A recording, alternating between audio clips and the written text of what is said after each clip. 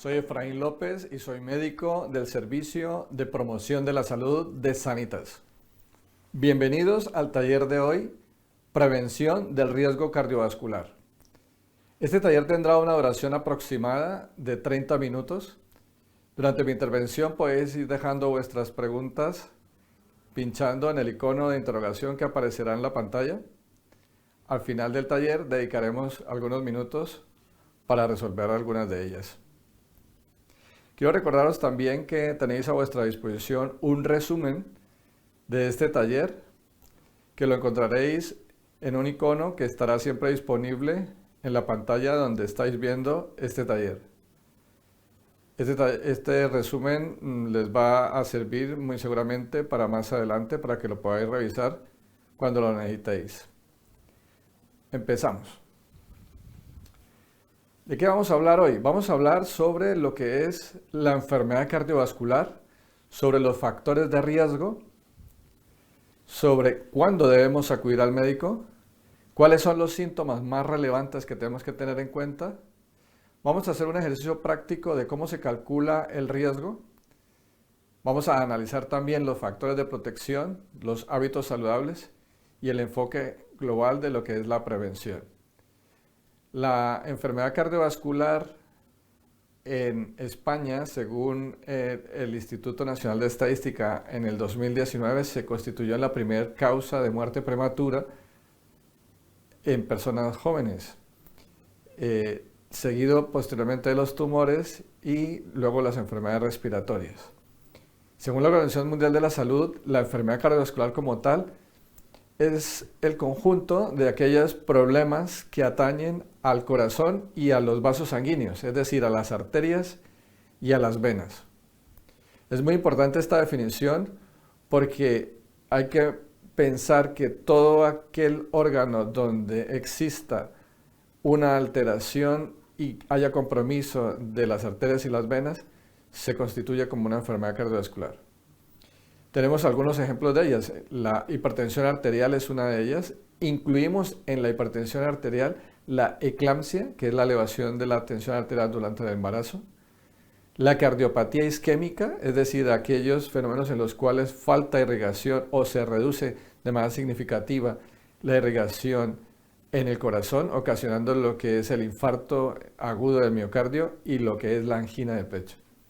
Tenemos otras enfermedades como el ictus, que saben ustedes que se divide en dos: isquémico, que es aquel que es de origen básicamente trombótico, donde le llega muy poca o ninguna irrigación al cerebro debido a la obstrucción de uno de los vasos sanguíneos, y la otra es el ictus hemorrágico, donde se rompe un vaso sanguíneo y se pierde sangre en el tejido cerebral. Otras enfermedades que están relacionadas también con las enfermedades cardiovasculares son aquellas donde el sistema intrincado y complejo del corazón, el sistema cardíaco y el pulmonar están interaccionando. Entonces todas las enfermedades cardiopulmonares entran en esta categoría. Otras son enfermedades propiamente hechas del corazón, como por ejemplo las alteraciones de la parte eléctrica, en este caso las arritmias, la insuficiencia cardíaca y otros que puedan afectar la funcionalidad del mismo. Tenemos enfermedades arteriales, que son a nivel ya periférico, no solamente a nivel del corazón, sino fuera del corazón, como es la formación de placa ateromatosa, los aneurismas, la embolia, que es los trombos que mencionamos anteriormente, y las trombosis arteriales, entre otras.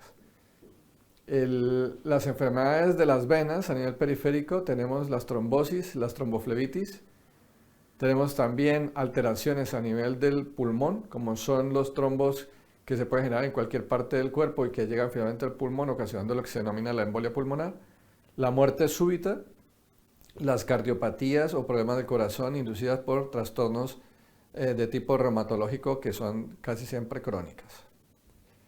Bien, ¿cuáles son los factores de riesgo que pueden llevarnos a tener un problema cardiovascular?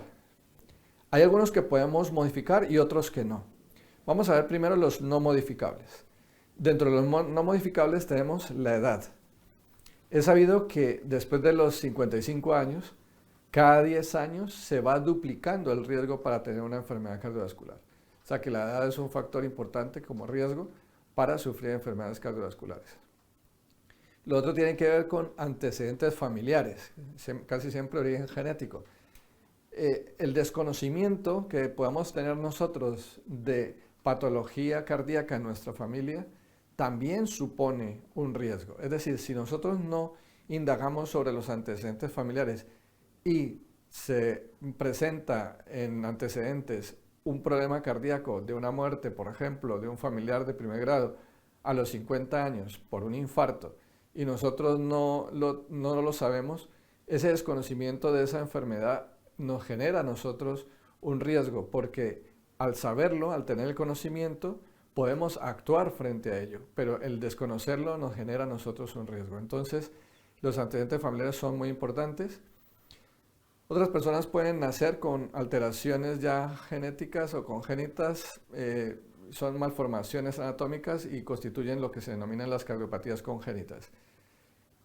La enfermedad renal crónica es otro proceso que es no modificable, que también condiciona de manera significativa la presentación de enfermedad cardiovascular. Aquí podemos incluir también la parte étnica.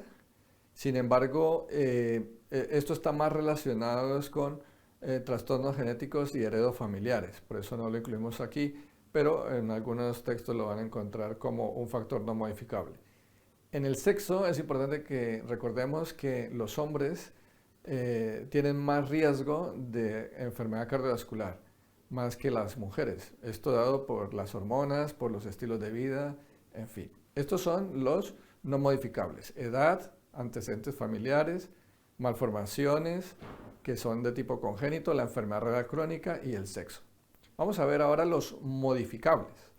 Esto es muy importante porque el conocimiento de ello es sabido que a través, por ejemplo, del estudio de nutrición y de enfermedades cardiovasculares de España, que en sus iniciales se llama estudio ENRICA, nos ha determinado que los factores de riesgo más importantes para nosotros en España son la presentación, la elevación de niveles altos de colesterol y los triglicéridos, es lo que llamamos la dislipemia, y es un factor de riesgo importante que ya ha sido estudiado y analizado en este estudio. Otro factor de riesgo que es modificable es la presión arterial elevada. Lo otro es el tabaquismo, como un factor bastante potente para la enfermedad cardiovascular. La elevación de los niveles de azúcar en sangre, la obesidad y el alcoholismo. Vamos a analizar un poco en detalle estos factores de riesgo. El colesterol y los triglicéridos, como son grasas, tienen la potencialidad de irse acumulando en las arterias por dentro.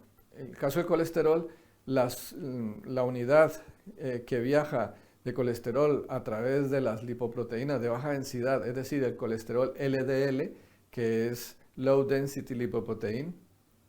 Estas lipoproteínas que están cargadas de colesterol, al ser de baja densidad, infiltran las paredes arteriales, ocasionando un acúmulo de grasa por debajo de la pared arterial, haciendo que el organismo reaccione, enviando células para devorar este colesterol que está sobrando dentro de las arterias, y se convierte en lo que se llaman las células espumosas. Son macrófagos que han ido a comerse ese colesterol que se ha infiltrado dentro de las paredes, y cuando no puede moverse, cuando no puede movilizarse, el organismo envía calcio para poder sellar, digamos, esa área, ocasionando la placa ateromatosa. De ahí la importancia de que las elevaciones de colesterol son importantes regularlas, porque se convierte en un factor de riesgo que es modificable. La presión arterial alta son dos componentes. El primero es el de la presión inducida por el mismo corazón, es decir, la presión sistólica, pero también existe que las arterias se van endureciendo con el paso del tiempo o con otro tipo de patologías, haciendo que el paso de la sangre sea cada vez más difícil y el corazón a la final tenga que hacer más fuerza, y esto se ve reflejado en la presión diastólica. Entonces, la elevación de la presión arterial, bien reguladas, no hay ningún problema de riesgo, pero la presión alta y sostenida sin ningún control se convierte en un factor importante, porque va a dañar no solamente la parte interna de las arterias, sino también que va a sobrecargar el corazón. El tabaquismo se ve involucrado a nivel cardiovascular a varios niveles. Uno es porque es capaz de aumentar el estrés oxidativo dentro de las células miocárdicas, haciendo que las células se sobrecarguen y trabajen de manera inadecuada. Y además se sabe también que el tabaquismo no solamente es perjudicial, el tabaquismo directo, sino también el tabaquismo indirecto. Es decir, los fumadores pasivos tienen de hecho 30% más de posibilidades de tener riesgo cardiovascular que las personas que no fuman. Estamos hablando de los fumadores pasivos, y los fumadores activos tienen 3 veces más riesgo de sufrir riesgo cardiovascular por culpa del tabaquismo. La elevación del azúcar es un factor de riesgo bastante importante que cada vez coge más auge. En el ejemplo que vamos a tener más adelante se van a dar cuenta hasta dónde ha llegado la necesidad, digamos, de evaluación y de control de los niveles de azúcar. Y cualquiera que sea esta, sea la diabetes tipo 1, la diabetes tipo 2, inclusive la prediabetes, que antes no estaba incluida como un factor de riesgo, pues ahora sabemos que la elevación sostenida del azúcar, aunque no llegue a niveles tan elevados como una diabetes, siendo en niveles prediabéticos, ya constituyen un factor de riesgo importante a nivel cardiovascular. Otro factor que hablamos es el alcoholismo, de los que está descritos dentro de lo que es el estudio de Enrica. Bien, el alcoholismo, el alcohol en sí mismo es capaz de inducir alteraciones y daños a nivel del músculo miocárdico, y también es capaz de generar fibrilaciones y alteraciones en la parte eléctrica del miocardio, con lo cual es un factor de riesgo bastante significativo. Otro factor de riesgo que tenemos que es modificable es el estrés. Al liberar catecolaminas, al liberar adrenalina, norepinefrina, en fin, son sustancias que van a hacer un aumento o van a desarrollar un aumento en la frecuencia cardíaca, y además también van a generar una estrechez de las arterias, ocasionando pues un factor de riesgo importante. Otro es el sedentarismo. Es sabido que las personas que no realizan ejercicio físico tienen el doble de riesgo de sufrir enfermedad cardiovascular que una persona que sí haga ejercicio físico.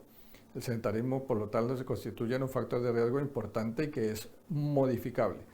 Otro es la dieta no equilibrada, una dieta llena de grasas, de sal en abundancia, o que tenga azúcares añadidos, pues supone un riesgo importante porque empieza a generar alteraciones de tipo metabólico, y además es la precursora de obesidad, de elevaciones del colesterol y también de alteraciones a nivel del azúcar, ocasionando prediabetes y diabetes. O sea que la dieta es fundamental también y es modificable.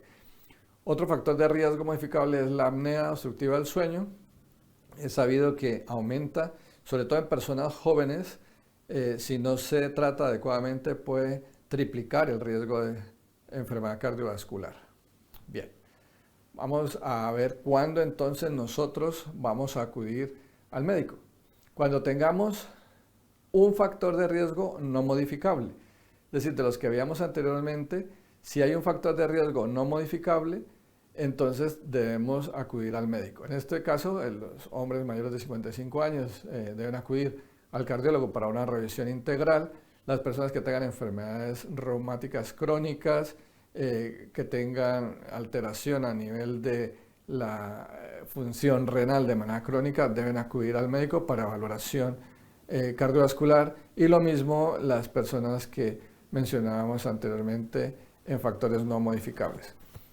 Dentro de factores modificables, la presencia de 3 o más factores nos llevaría a tener también la necesidad de acudir al médico. Es decir, y las personas que tengan síntomas cardiovasculares, lógicamente, como los que vamos a ver a continuación, también deben acudir al médico. Los factores de riesgo en sí no deben ser estudiados de manera individual, es decir, que yo tengo un problema de colesterol y ya está, sino que yo debo tener en cuenta todos los factores de riesgo para poder hacer un análisis más integral. Eso significa que un factor de riesgo más otro factor de riesgo realmente no es sumatorio, sino que es exponencial.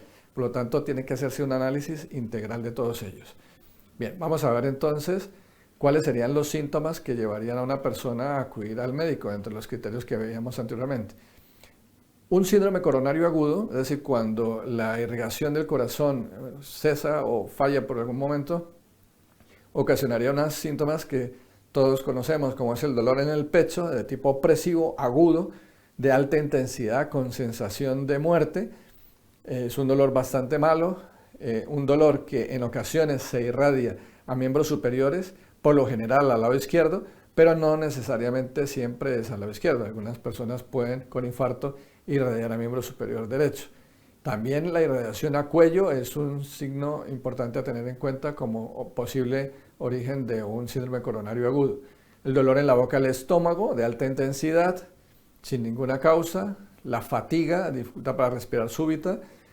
Hay una serie de síntomas que se denominan neurovegetativos, que son inducidos por cambios a nivel del sistema autónomo, como sería, por ejemplo, la sudoración súbita, la palidez, las náuseas, el mareo, los vómitos, que están incluidos dentro del síndrome coronario agudo. Tenemos otros procesos cardiovasculares que son importantes para acudir a urgencias y acudir inmediatamente al médico, como son los signos y los síntomas de alerta frente a un ictus isquémico. Ellos son la pérdida súbita de fuerza, no solamente en los miembros superiores o inferiores, sino también que tenga pérdida de la fuerza, por ejemplo, a nivel de la cara para gesticulación o para masticación, una confusión repentina, dificultades para hablar o para comprender, la pérdida o alteración repentina de la visión. Casi siempre hay que tener en cuenta que estos síntomas suelen ser unilaterales, es decir, suelen ser de una parte del cuerpo, la izquierda, la derecha. En raras ocasiones es bilateral, o sea, en ambos lados, pero una pérdida de fuerza en un lado que tenga dificultades para hablar y sumado a esto con una alteración en la visión en uno de los ojos, pues ya es una alerta inmediata para un posible ictus. La dificultad, por ejemplo, para caminar por la misma pérdida de fuerza, los mareos, la pérdida del equilibrio y la coordinación, un dolor de cabeza súbito intenso, ¿no? Que no hay ninguna causa aparente. Ese también es un síntoma importante a tener en cuenta. La dificultad para deglutir, para tragar, las alteraciones en la sensibilidad, que sea de inicio súbito, son síntomas de un ictus. Tenemos para enfermedad vascular periférica la sensación de pesantez en los miembros inferiores, cambios en el color en distintas zonas de las extremidades y los calambres musculares que no ceden y que no tienen una causa aparente y que van progresando. Esos son síntomas de que hay un trastorno a nivel vascular periférico y es un motivo para ir al médico. Bien, tenemos un ejercicio práctico en el cual vamos a ver dos calculadoras.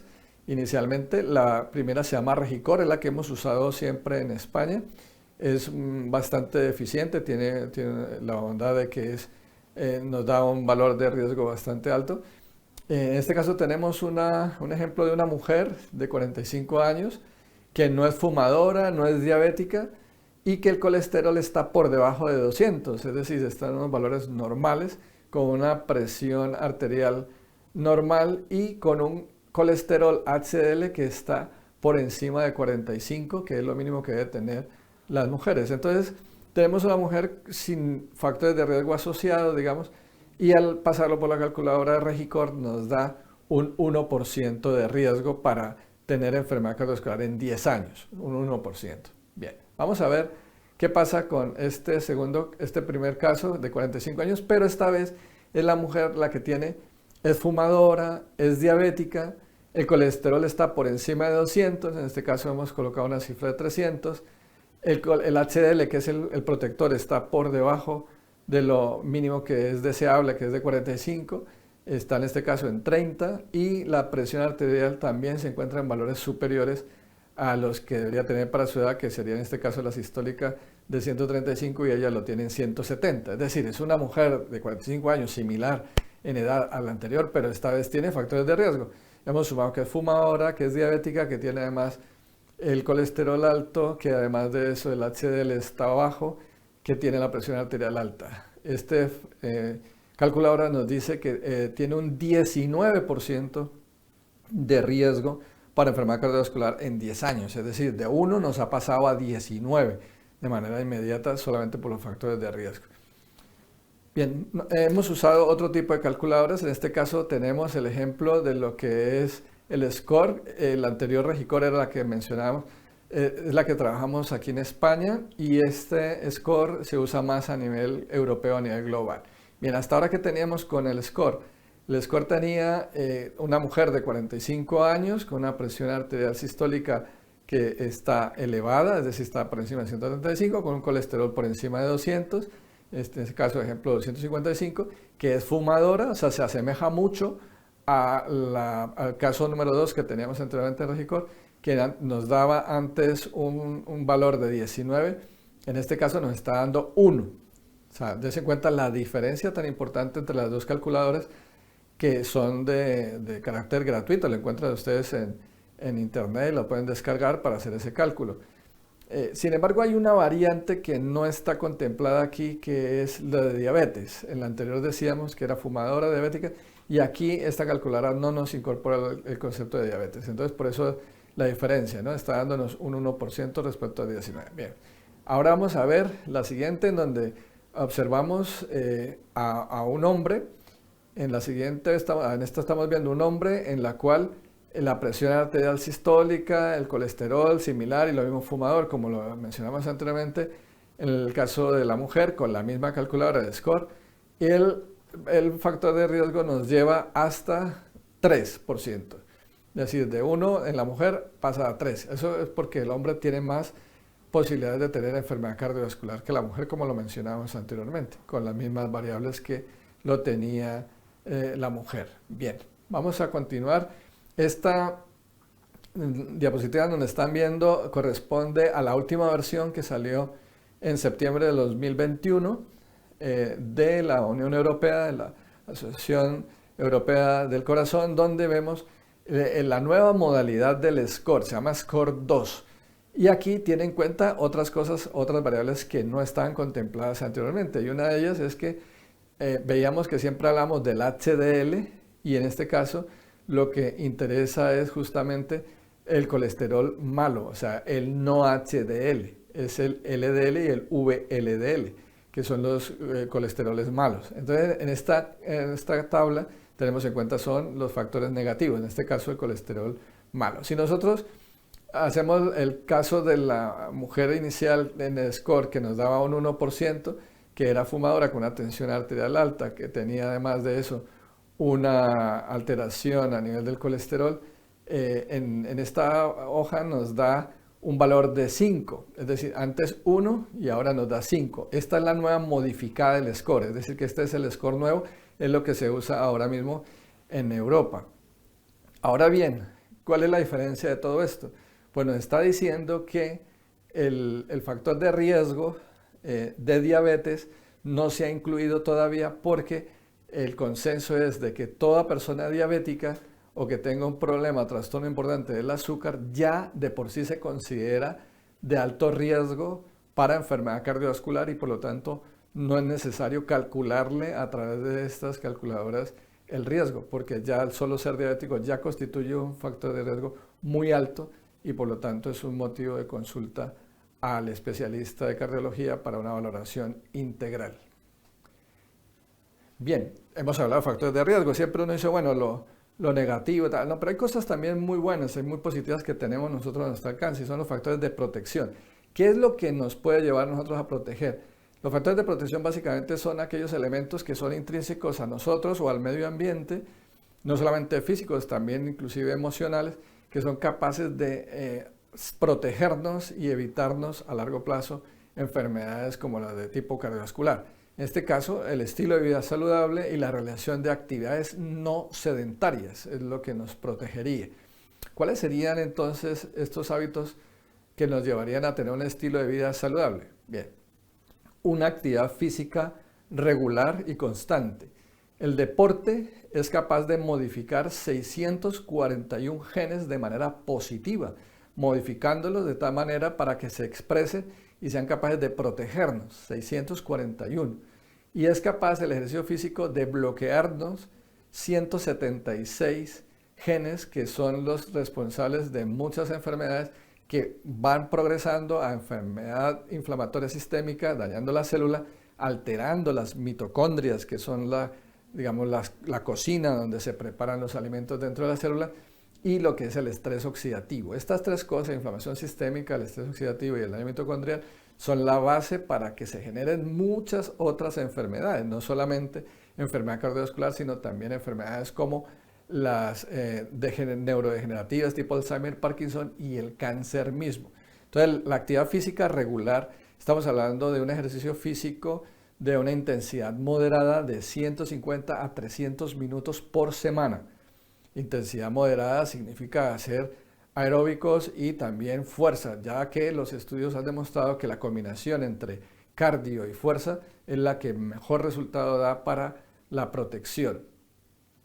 Ustedes saben muy bien que el ejercicio físico también fortalece el corazón, ayuda a mejorar la digestión, libera endorfinas, quitándonos a nosotros el estrés, bloqueando una cantidad de sintomatología y sobre todo de sensaciones desagradables, con lo cual lo que les estoy diciendo es que el ejercicio físico es el pilar fundamental para la prevención, no solamente de enfermedad cardiovascular, sino de muchas otras enfermedades.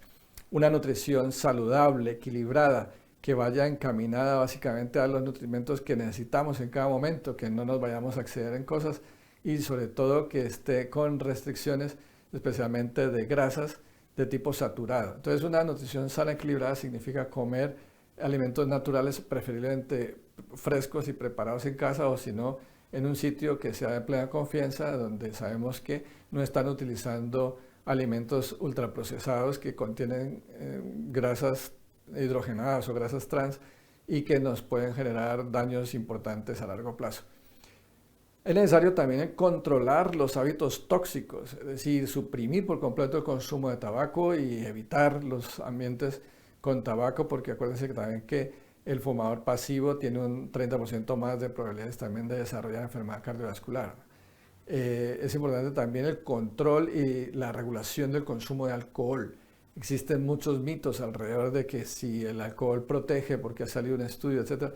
Esos estudios realmente tienen un sesgo y es que cuando se han realizado, lo que han establecido es el riesgo sobre cada dieta que se metió dentro del estudio y resulta que las personas que consumen 1 o 2 copas de vino al día son las que tienen una dieta mediterránea, que están asociadas al consumo de pescado, legumbres, verduras, frutas, y es realmente la dieta la que produce la protección. Es conocido que los polifenoles del vino también tienen algún factor de protección, pero es más la dieta la que realmente ayuda a esto. El control del estrés es fundamental. Hay que tener todas las actividades que se enfoquen hacia evitar saturar el sistema noradrenérgico, es decir, todo lo que nos induzca a nosotros estrés hay que evitarlo al máximo o al menos controlarlo. Mantener el peso saludable está implícito en la pérdida de aquellos factores de riesgo como son, por ejemplo, el aumento de la cintura que nos llevaría a una obesidad de tipo central, lo mismo que el índice de masa corporal que nos daría, digamos, estando hasta 25 como un valor completamente normal y nos protegería a largo plazo. Hay que reducir ostensiblemente el consumo diario de sal y de sodio en general, porque es el sodio el que lleva un aumento en el volumen sanguíneo, forzando el corazón a que tenga mayor contractilidad y aumentando la presión arterial. Hay que hacer las revisiones médicas que sean periódicas. Dependiendo de cada edad existe una serie de factores de riesgo que tenemos que estar monitoreando ya de manera consensuada. Tenemos también la necesidad de controlar todas aquellas enfermedades o patologías que hemos constituido como de riesgo y que hemos descrito en las anteriores diapositivas. Bien, a nivel general, la prevención se enfocaría en un diagrama, que es el que están viendo ustedes ahí, que sería que toda persona que se considere sana, toda persona que tenga conocido ya una enfermedad cardiovascular previa y que tenga un remanente de esa enfermedad previa, o personas que tengan de pronto unas alteraciones o factores de riesgo asociados, deben ser evaluados. Esa estimación del riesgo cardiovascular es lo que hablábamos de, no solamente a través de estas escalas que veamos ahora, que son cosas prácticas que todos podemos hacer en casa, descargando de la web cualquiera de estas calculadoras, sino que se tiene que evaluar en el contexto médico para integrar todos los factores de riesgo, como les decía, y analizarlos uno a uno. Luego se debe consensuar con cada persona dependiendo de las necesidades que tenga cada uno y de lo que se acuerde para ver cómo se empieza a abordar cada uno de estos factores de riesgo y cada una de las patologías asociadas. Es decir, que el tratamiento en sí tiene que ser un tratamiento y un enfoque personalizado. Nosotros siempre hemos hablado mucho de los tratamientos a nivel individual, donde hablamos pues de alteraciones a nivel hematológico, como es la elevación del colesterol, las mediciones de la presión arterial, la valoración, por ejemplo, de qué tanta cantidad de calcio se nos está acumulando en las carótidas, en fin, una serie de parámetros de imágenes que nos pueden dar una aproximación, pero descuidamos también una cosa muy importante y es la exposición que tenemos todos como población hacia el ambiente, un ambiente que cada día nos está ofreciendo nuevos retos y nos está dificultando en algunas situaciones el control de los factores de riesgo porque por sí mismos se constituyen en un factor de riesgo, como es la contaminación del aire y la contaminación del agua y el acceso que tenemos cada vez a alimentos que no son tan nutritivos. Entonces, tenemos que tomar el enfoque a nivel global, tanto a nivel individual como a nivel social. Y es responsabilidad de todos nosotros intervenir en cada uno de ellos. Bien, vamos a continuación les quiero mencionar que a nivel de resumen, las enfermedades cardiovasculares han visto son ocasionadas por múltiples causas que pueden estar asociados a uno o a varios factores de riesgo, siendo estos últimos factores de riesgo consecuencia básicamente de conductas, cosas que son modificables y que son susceptibles de incorporar dentro de un estilo de vida saludable y para tener una muy buena salud y una buena calidad de vida. Bien, hasta aquí el taller de hoy. Espero que les haya sido de provecho y que les pueda generar todas las inquietudes necesarias como para que puedan consultar con nosotros. A continuación vamos a responder algunas de las preguntas que nos han formulado. Tenemos aquí la primera pregunta. ¿El omega 3 protege problemas del corazón? O sea, siempre hay mitos con relación a los suplementos, ¿no? Vitamínicos y demás, de que si me protege, que si no. Y déjenme decirles que esto es un arma de doble filo porque, por ejemplo, en el caso del omega 3 realmente no se ha demostrado que los suplementos sean capaces de modificar el riesgo cardiovascular. Por el contrario, en algunas ocasiones puedes aumentarlo, amplificarlo, como sucede con la vitamina B12, con otro tipo de patologías, como por ejemplo el cáncer de pulmón. Entonces el omega 3 realmente a nivel cardiovascular no da una protección. Es necesario, sí, pero en base a una dieta saludable. ¿Cómo se identifica la apnea obstructiva del sueño? Bien, lo primero es ver que la persona, el primer síntoma, digamos, que nos alerta es si la persona está roncando, así sea poco o mucho. Y debe ser evaluada a través de un estudio que se llama polisomnografía, que es un estudio en el cual incorpora aparatos y a través de video para visualizar realmente qué está sucediendo durante el sueño, qué tanto afecta la oxigenación cerebral, porque la apnea de sueño a mediano y largo plazo ocasiona daños importantes, no solamente afecta áreas del cerebro que nos da la concentración, la capacidad de análisis, la memoria misma se puede ver afectada, por ejemplo, en un problema obstructivo de apnea de sueño que no sea corregida. Pero es que además la apnea obstructiva del sueño también es un factor importante para que desencadene otras patologías, otras enfermedades como son la tensión elevada y aumentos de colesterol y la presentación de diabetes. O sea que la apnea no podemos decir que sea solo un problema estético, de que una persona está roncando y sea un problema, digamos, a ese nivel, sino que lleva implícito daños estructurales a nivel cerebral que afecta la parte hormonal del cerebro y por lo tanto el resto del organismo. Otra pregunta, ¿el vino al contener alcohol también es malo para el sistema cardiovascular? Sí, el vino cuando se hace un abuso de él se constituye en un factor de riesgo cardiovascular aunque tenga polifenoles, es decir que lo máximo recomendado sería una copa al día, pero como les digo, asociada a una dieta que sea de tipo mediterráneo, sería la forma de proteger. Pero el alcohol, cualquier presentación y tomado en cantidad pues, mayor de la que les he comentado, es capaz de convertirse en un problema de riesgo cardiovascular porque contiene el alcohol, como dice la pregunta. Otra pregunta, dice, ¿a partir de qué edad es recomendable hacer el estudio de apnea de sueño? Mi hijo de 11 años hace apneas cuando duerme. Está justamente en una edad perfecta para empezar el estudio porque es sabido que entre más temprano empiece la apnea de sueño o se documente la apnea de sueño, más riesgo existe para la persona. Por lo tanto, entre más rápido se diagnostique, menos problemas va a suponer a mediano y largo plazo. Entonces, de 11 años está en una edad adecuada para hacer el examen. Otra pregunta, una persona que es muy nerviosa tiene más probabilidad de tener un infarto.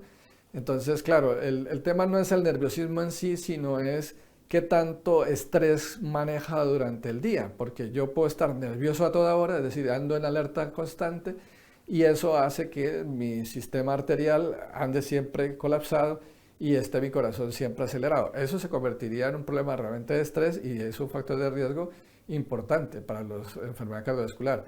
Pero si es un nerviosismo que por alguna razón, de manera puntual, me pongo intranquilo, pues no es un factor de riesgo en sí mismo.